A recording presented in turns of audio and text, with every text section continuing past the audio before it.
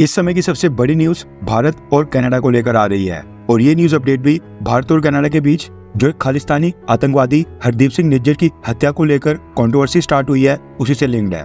पिछले 12 घंटों के अंदर इस कंट्रोवर्सी को लेकर कुछ नई अपडेट्स निकल कर आ रही हैं जिनको हम इस वीडियो में कवर करेंगे।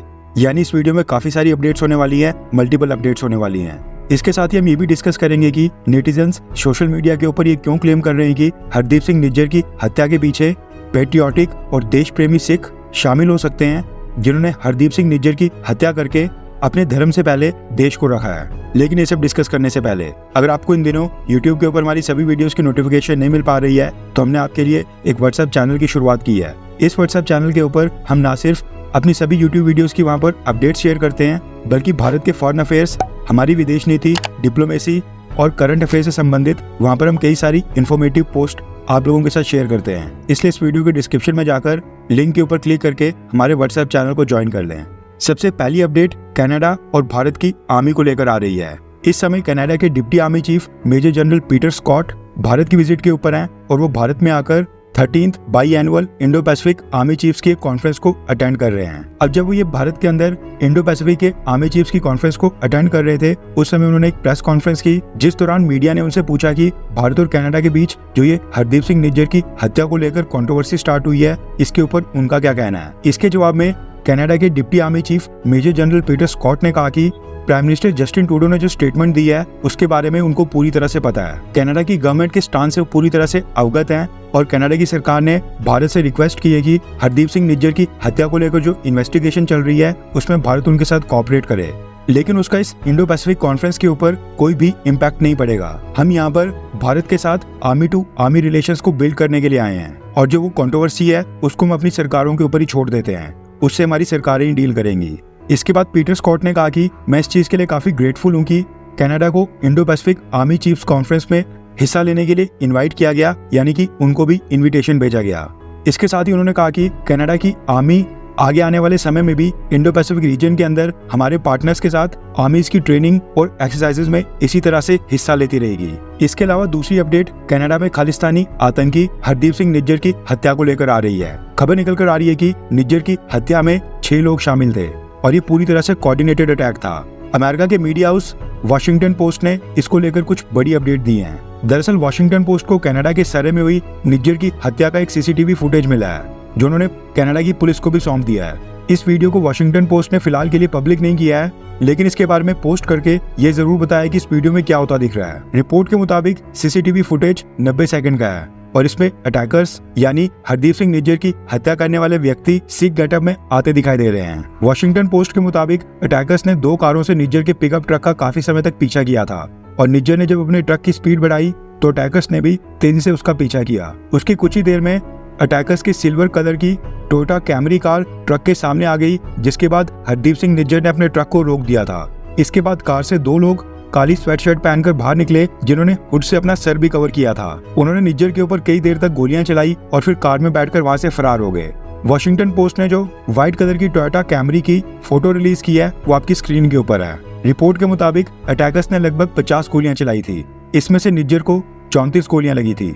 और जब ये सब हुआ तब करीब 100 मीटर की दूरी के ऊपर गुरुद्वारा के स्वयंसेवक भूपिंदरजीत सिंह कबड्डी पार्क में वहां पर फुटबॉल खेल रहा था। उसे कुछ आवाजें सुनाई दी जिसके बाद उसको लगा कि ये पटाखों की आवाज है, लेकिन जब काफी देर तक आवाजें आती रहीं तो उसको शक हुआ, जिसके बाद वो भागते हुए हरदीप सिंह निज्जर की गाड़ी के पास यानी कि घटना स्थल के ऊपर पहुंचा। वहां पर उसने जैसे ही ट्रक के ड्राइवर साइड का दरवाजा खोला उसके अंदर निज्जर पूरी तरह से खून से लथपथ नजर आया और तब तक उसकी मौत हो चुकी थी।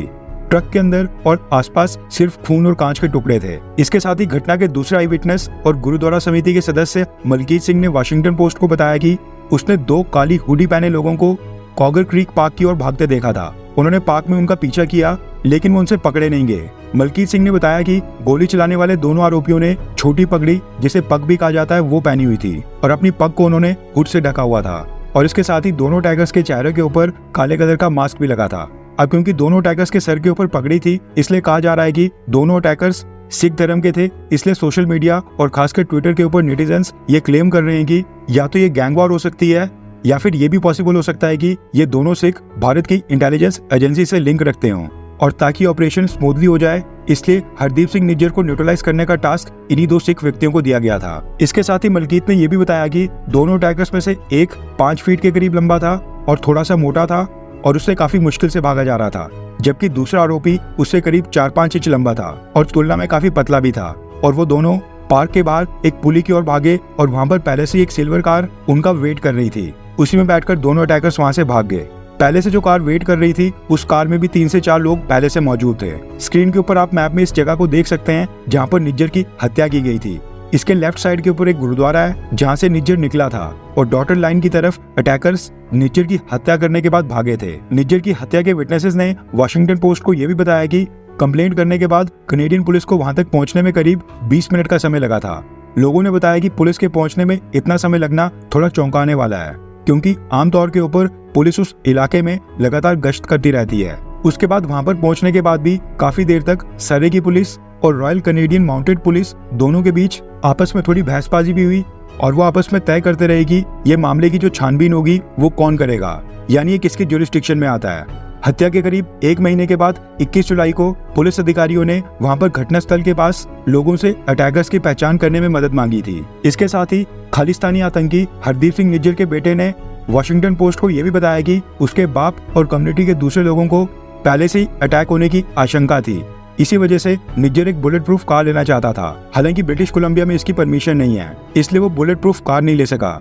इसके साथ ही निज्जर के बेटे ने यह भी बताया कि बुलेट प्रूफ वेस्ट के लिए भी निज्जर को एडमिनिस्ट्रेशन से इजाजत लेने की जरूरत थी। वैसे देखा जाए तो एक समय वो भी था जब पंजाब में क्राइम करने के बाद आतंकी या गैंगस्टर्स पाकिस्तान की तरफ भागते थे, यानी पाकिस्तान में पनाह लेते थे, लेकिन अब फर्जी डॉक्यूमेंट्स के दम के ऊपर सीधे कनाडा की फ्लाइट पकड़ रहे हैं। भारत के पंजाब में वांटेड सबसे ज्यादा क्रिमिनल्स आज की डेट में कनाडा में छुपे हैं। कनाडा में बैठे भारत के मोस्ट वांटेड आतंकियों और गैंगस्टरों की डिपोर्टेशन के लिए भारत की एजेंसीज पिछले 10 सालों में कनाडा को 26 बार रिक्वेस्ट भेज चुकी हैं, लेकिन कनाडा ने भारत की इन 26 में से एक भी रिक्वेस्ट नहीं मानी है। इसके साथ ही कनाडा के अंदर वहां पर हेट स्पीच या फिर ऐसी गतिविधियां जिनसे आतंकवाद को बढ़ावा मिलता हो उसके लिए साल 2015 में एक कानून भी बनाया गया था, जिसमें हेट स्पीच या फिर आतंकी गतिविधियों को बढ़ावा देने की तुरंत गिरफ्तारी के आदेश थे। लेकिन हैरानी की बात यह है कि इस कानून के तहत भारत के खिलाफ आतंकवाद फैलाने और कनाडा में हेट स्पीच देकर हिंदुओं को देश छोड़ने की धमकी देने वाले किसी भी खालिस्तानी समर्थक के खिलाफ अभी तक एक भी मामला दर्ज नहीं हुआ है